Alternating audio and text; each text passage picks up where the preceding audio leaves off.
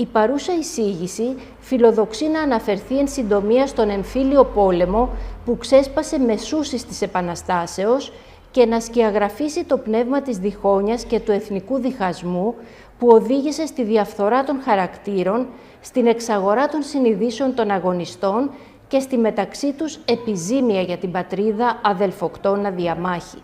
Οι διάφορες τοπικές έρηδες και διενέξεις που αναδύθηκαν στο πλαίσιο του εθνικοαπελευθερωτικού αγώνα του 1821 οδήγησαν σταδιακά στη χαρακτηριστική εμφύλια σύγκρουση που κυριάρχησε τη χρονική περίοδο 1823-1825,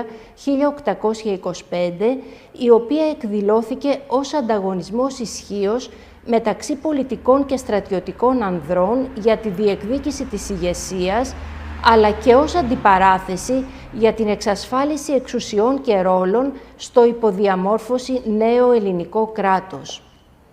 Ο τοπικισμός, ο κοινωνικός και ταξικός ανταγωνισμός, τα προσωπικά συμφέροντα,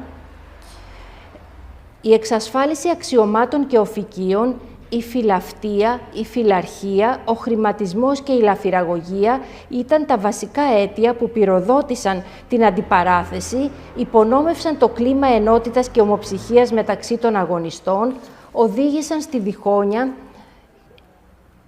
και τον αδελφοκτόνο σπαραγμό με όλες τις δυσμενείς για τον τόπο συνέπειές τους, δρομολόγησαν τις πολιτικές και διπλωματικές εξελίξεις και προσδιορίσαν τη φυσιογνωμία του νεοσύστατου ελληνικού κράτους κατά την πορεία της συγκρότησής του. Ο εθνικοαπελευθερωτικός αγώνας του 1821 είχε ταυτοχρόνως κοινωνικά και ταξικά χαρακτηριστικά, αφού στην αρχική φάση της πορείας του έθνους προς την αστική εξέλιξη διακρίνονται μεγάλες πολιτικές και ιδεολογικές διαφορές, αντιτιθέμενα συμφέροντα μεταξύ των κοινωνικών τάξεων, που αναπότρεπτα οδηγούσαν στο φατριασμό και τις μεταξύ τους διενέξεις, βασική αιτία αδυναμίας του ελληνικού στοιχείου που έσπευδαν να εκμεταλλευτούν οι Οθωμανοί τοπάρχες προς όφελός τους. Είναι γεγονός ότι οι εμφύλιοι πόλεμοι είχαν τις ρίζες και τις αιτίες τους στη δομή και τις κυρίαρχες αντιλήψεις της Οθωμανοκρατούμενης ελληνικής κοινωνίας, η οποία βρισκόταν στη φάση της επίδρασης από την εισρωή νεωτερικών ιδεών από τη Δύση, αλλά και από την επιρροή που ασκούσαν οι μεγάλες ευρωπαϊκές δυνάμεις της εποχής, οι οποίες υιοθετούσαν ασταθείς και διαρκώς μεταβαλλόμενες θέσεις απέναντι στην παρακμάζουσα Οθωμανική Αυτοκρατορία και στην προοπτική συγκρότησης ενός ελεύθερου και ανεξάρτητου ελληνικού κράτους.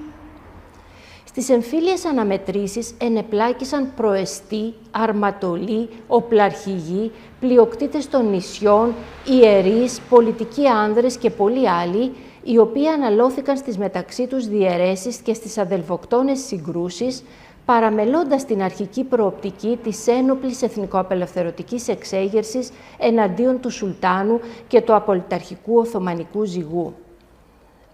Ο εμφύλιος πόλεμος της επαναστατικής περίοδου, σημείο καμπής για τον αγώνα, διακρίνεται σε δύο διαδοχικές χρονικά φάσεις με παράλληλα και κοινά χαρακτηριστικά.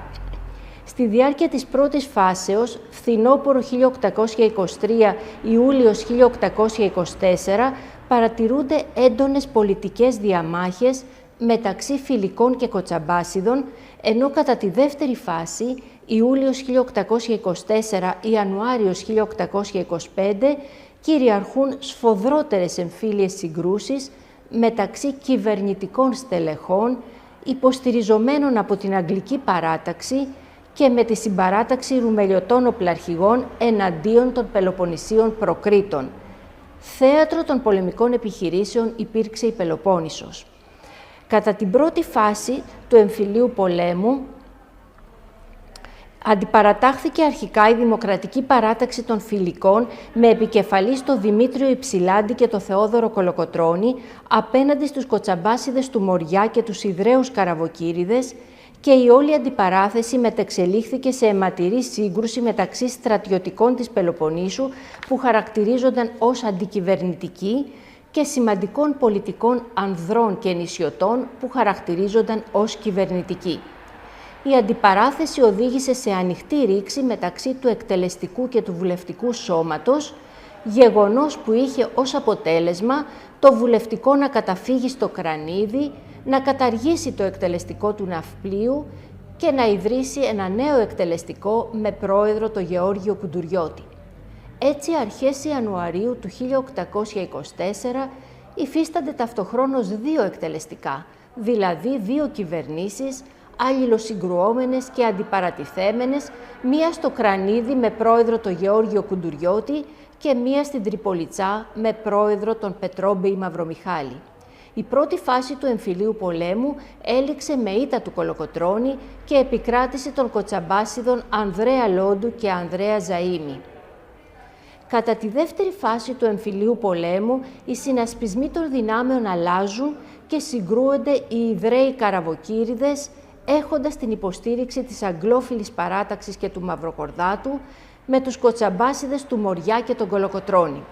Στο πλευρό των Ιδραίων στάθηκαν οι Ρουμελιώτες οπλαρχηγοί που με τα ασκέρια τους μετά από υποκίνηση του Κολέτη εισέβαλαν στο Μοριά και λαιλάτισαν τις περιουσίες των ισχυρών μοραϊτών προχόντων, προβαίνοντας σε ανομολόγητες πράξεις βίας και λαφυραγωγίας.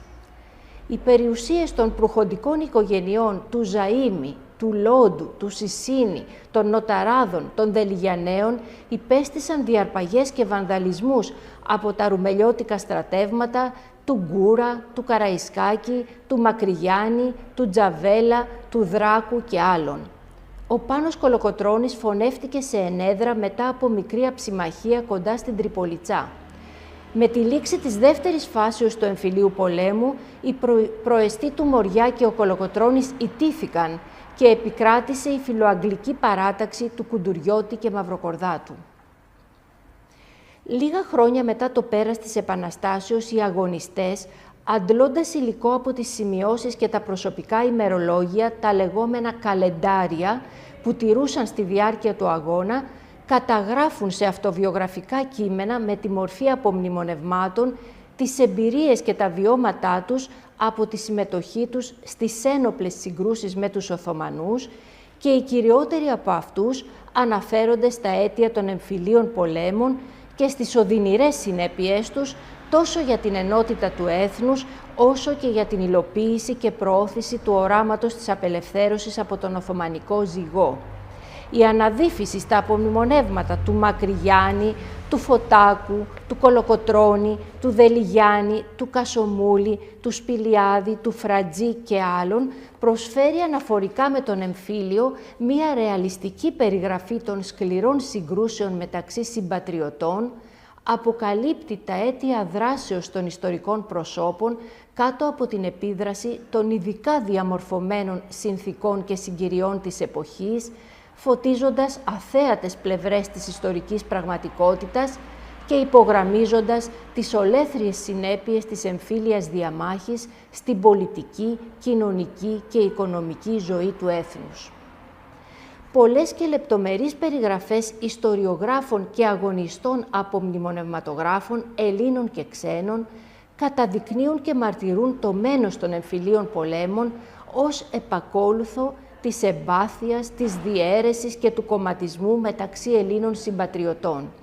Οι περισσότεροι αναφέρονται στη διαφθορά των συνειδήσεων των αγωνιστών μέσω της δωροδοκίας τους από τους πολιτικούς άνδρες με τις λίρες του δανείου και μέσω της χορήγησης αφιδώς σε αυτούς στρατιωτικών βαθμών και αξιωμάτων.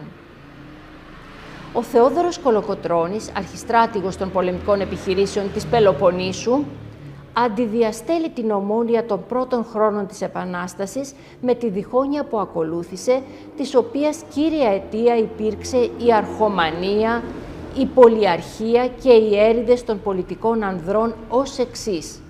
Από όταν άρχισε η διχόνοια, εχάθη η πρώτη προθυμία και η ομόνια. Έτσι κανείς δεν ήθελε ούτε να συνδράμει, ούτε να βοηθήσει, ούτε να πολεμήσει.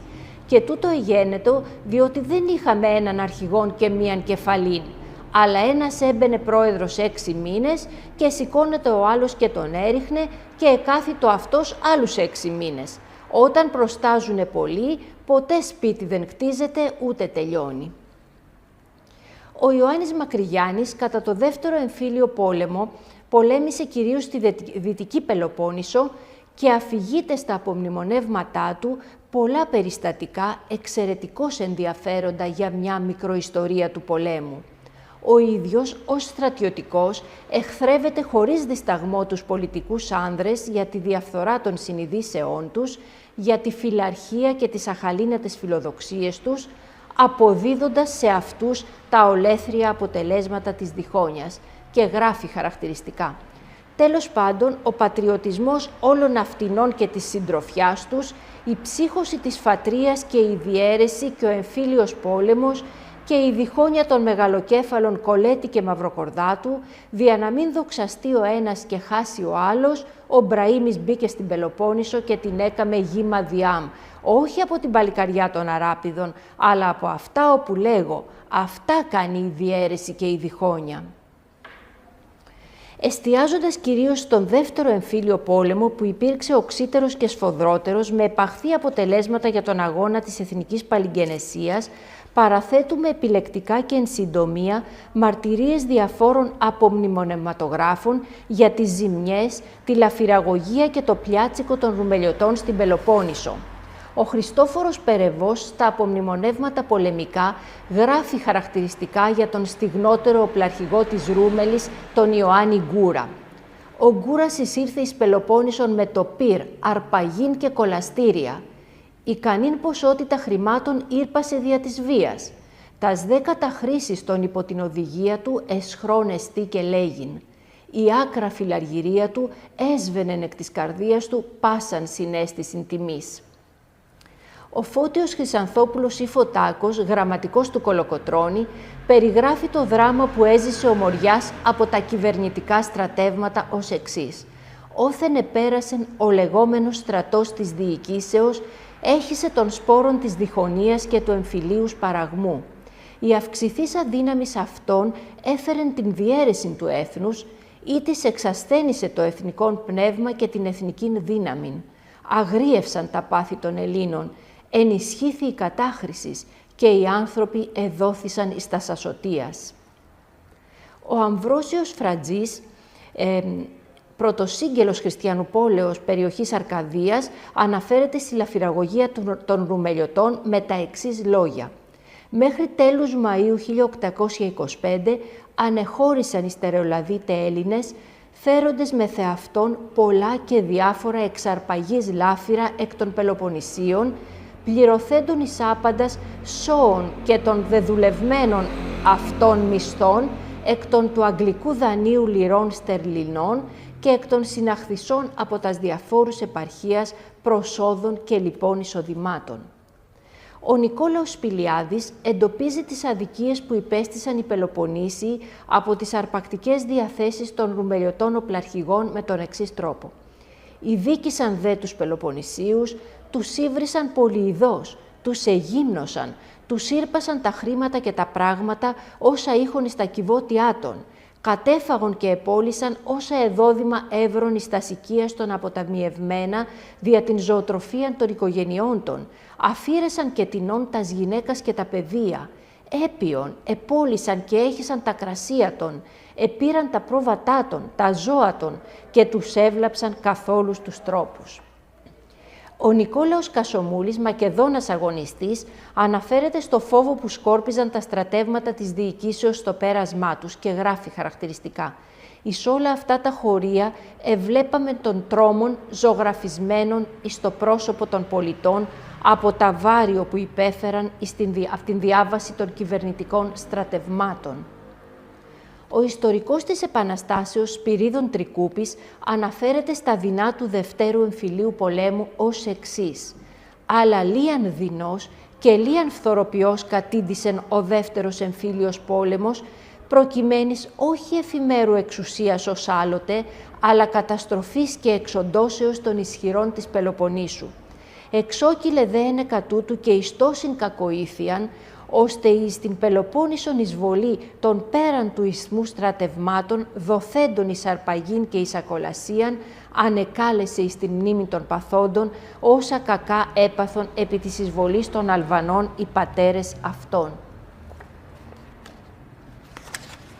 πολλοί φιλέλληνες αξιωματικοί του τακτικού στρατού, περιηγητές και ιστοριογράφοι του αγώνα, ως αθέατοι παρατηρητές, παρακολουθούσαν εκ του σύνεγγυς τις εμφύλιες διαμάχες, θλίβονταν και ανησυχούσαν και αδυνατώντας να τις κατανοήσουν και να τις ερμηνεύσουν, τις αποτύπωσαν με τη δική τους πένα στα πονήματά τους, εστιάζοντας κυρίως στα οδυνηρά αποτελέσματά τους για τον τόπο. Ο ιστοριογράφος Καρλ Μέντελσον Μπαρθόλντι αναφέρεται στις προσπάθειες του Λόρδου Βύρονος να συμβιβάσει τις αντιθέσεις και να γεφυρώσει τις μεταξύ των κομμάτων διχόνοιες πριν χυθεί αδελφικό αίμα και γράφει «Ο Βύρον εμόχθησε να συνδιαλλάξει τα αντιμαχόμενα και υπέρ των ατομικών των συμφερόντων ενεργούντα ελληνικά στοιχεία, ιστάμενος αυτός υπεράνω των ερίδων και αποφεύγουν πάσαν προς τους ερίζοντας οικειότητα. Εις πάντας συνεβούλευε ομόνιαν». Όπως μας πληροφορεί ο ίδιος ο Μπαρθόλντι, οι παρεμβάσεις του Βύρονος δεν έφεραν τα επιδιωκόμενα αποτελέσματα και ενώ ο Βύρον εμάχετο προς τον Πυρετών επί της επιθανατίου κλίνης, εν Πελοποννήσο εγγύς της Τρυπόλεως ίσταντο ένοπλοι αντιμέτωποι οι οπαδοί του Κολοκοτρώνη και του Βουλευτικού. Είχε χυθεί αίμα και μεταξύ των κομμάτων διχόνιε είχαν μεταβληθεί εις φανερών εμφύλιων πόλεμων. Ο Τόμας Γκόρντον, Άγγλος αξιωματικός και ιστοριογράφος, επισημαίνει τις οικονομικές ζημίες που υπέστη ο Μοριάς, κυρίως κατά τον δεύτερο εμφύλιο πόλεμο ως εξής. Ο εμφύλιος πόλεμος υπήρξε εν τούτης εξαιρετικά επιζήμιος για τον Μοριά. Η ευημερία κλαδεύτηκε στον Ανθό από την ασυδοσία των ρουμελιωτών στρατιωτών, οι οποίοι μπορεί μεν να μην ήθελαν να σκοτώσουν τους ομοεθνείς τους, αλλά δεν είχαν κανέναν ενδιασμό όσον αφορά το πιάτσικο. Δεν αρκέστηκαν να λαιλατίσουν τις μεγάλες περιουσίες του Σισίνη, του Ζαΐμι και άλλων, αλλά λίστευσαν αδιακρίτως όλες τις κοινωνικές τάξεις. Ανάλογες κρίσεις διατυπώνει και ο Γάλλος περιηγητής, διπλωμάτης και ιστοριογράφος Φρανσουά Πουκεβίλ, γράφοντας χαρακτηριστικά. Ούτως άρα καταφανές βεβαίως εγένετο ότι η Πελοπόννησος κατεπατήθη υπό των αυθαδών νησιωτών και ρουμελιωτών και την μεταχειρίζοντο ως χώραν κατακτήσεως. Ο Τζορτζ Φίνλεϊ, Άγγλος ιστοριογράφος, αποδίδει ευθύνες και στους νικητές και στους ηττημένους των εμφυλίων πολέμων, εντοπίζοντας τις δυσμενέστατες συνέπειές τους για τον αγώνα. Και γράφει «Οι δύο εμφύλιοι πόλεμοι είναι ολοφάνερα δύο μαύρες κοιλίδες στην ιστορία της Ελληνικής Επαναστάσεως. Καμιά δικαιολογία δεν υπάρχει και στις δύο περιπτώσεις για όσους σήκωσαν τα όπλα εναντίον της κυβερνήσεως. Η ανταρσία τους έδωσε το έναυσμα για την επικράτηση μεγάλης διοικητικής αναρχίας που δεν σπατάλησε μόνο τους σπόρους της Ελλάδος, αλλά και συνέβαλε στη δημιουργία ενός νέου γέρνους τυράννων που ήταν το ίδιο δεσποτικοί και πολύ πιο ευτελείς από τους μισητούς Τούρκους.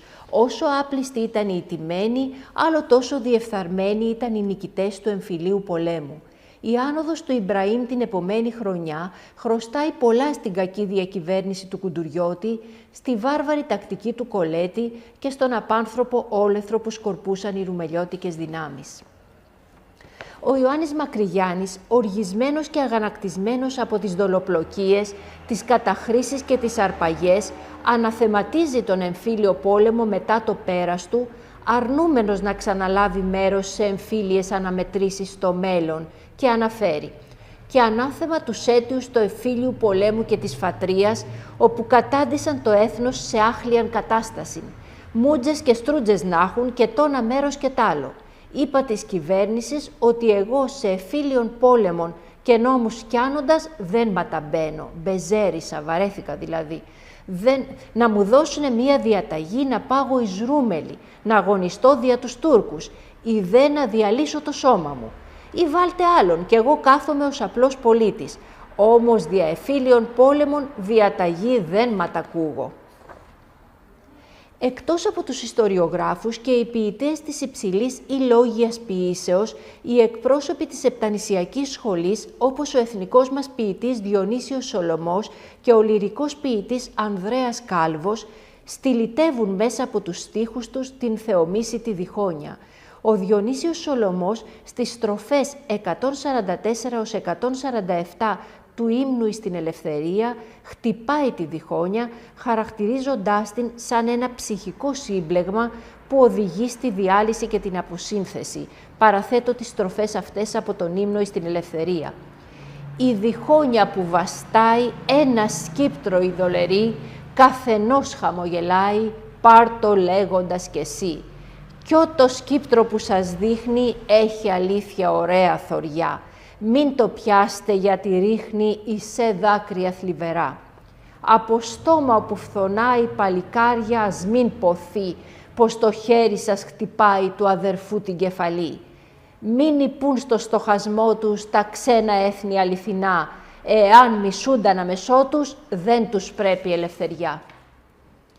Τα αποτελέσματα των εμφυλίων πολέμων ήταν επαχθή κυρίως για την Πελοπόννησο, η οποία λαιλατήθηκε, πυρπολήθηκε, ερημώθηκε και απογυμνώθηκε, με αποτέλεσμα να ισοπεδωθούν όχι μόνο οι ατομικές περιουσίες, αλλά εν γέννη οι καλλιεργήσιμες γέες και ολόκληρος ο παραγωγικός πλούτος της υπαίθρου και επιπλέον να διαλυθούν οι στρατιωτικές δυνάμεις και να αδυνατούν εκ νέου να αντισταθούν και να αντιπαραταχθούν σε επερχόμενη επέλαση των Οθωμανών, η οποία δεν άργησε να εκδηλωθεί μετά την Τουρκο-Αιγυπτιακή Συμφωνία του 1824 και την εισβολή των στρατευμάτων του Ιμπραήμ Πασά στο Μοριά.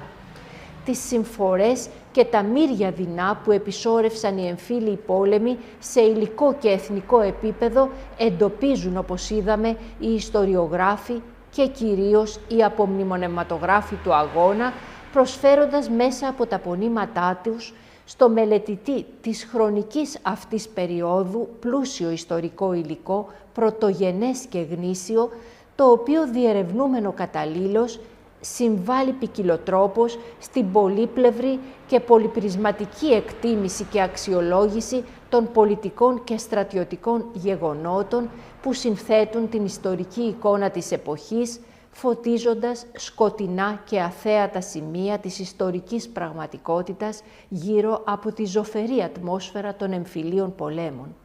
Ωστόσο, απαραίτητη προϋπόθεση θεωρείται η κριτική στάση του ιστορικού και ο συσχετισμός των προσφερωμένων μαρτυριών του απομνημονεύματος με τα αντικειμενικά ιστορικά κριτήρια και το διαθέσιμο αρχαιακό υλικό, διότι τα γεγονότα, κυρίως των εμφυλίων πολέμων, σκιαγραφούνται με βάση τις προσωπικές κρίσεις και τοποθετήσεις του συντάκτη, ενώ έκδηλη είναι η τάση αυτοπροβολής του γράφοντος και η απόκρυψη, αποσιώπηση ή διόγκωση και συχνά διαστρέβλωση των γεγονότων κατά το δοκούν. Όσο σκοτεινά και ανεξιχνίαστα είναι τα κίνητρα δράσεως των ηρώων που ενεπλάκησαν στον εμφύλιο πόλεμο, άλλο τόσο και καλυμμένη και δυσδιάκριτη είναι η ιστορική αλήθεια μέσα από τα αφηγήματα των συγχρόνων με τα γεγονότα απομνημονευματογράφων του αγώνα. Το ερώτημα που τίθεται είναι το εξής. Είναι άραγε οι συγκυρίες και οι ιστορικές συνθήκες που υποδαβλίζουν τα μίση και τις έχθρες ανάμεσα στις ομάδες, τις κοινωνικές τάξεις και τις παρατάξεις και πυροδοτούν τις εμφύλιες αναμετρήσεις, ή αυτές αποδίδονται στα αχαλήνωτα και ανεξέλεγκτα ανθρώπινα πάθη, όπως η υπέρμετρη φιλοδοξία, η φιλαυτία, η αρχομανία και η κερδοσκοπία, που τυφλώνουν τους ανθρώπους και τους οδηγούν σε βίαιες, απάνθρωπες και σκληρές συμπεριφορές, ακόμη και προς τους ομοαίματους αδελφούς τους. Το ερώτημα είναι διτό, αλλά αμφιβόλως και οι δύο παράγοντες παίζουν καθοριστικό ρόλο αναλόγως των περιστάσεων στην εκδήλωση και έκρηξη ενός επιζήμιου πάντοτε εμφυλίου πολέμου. Σας ευχαριστώ πολύ.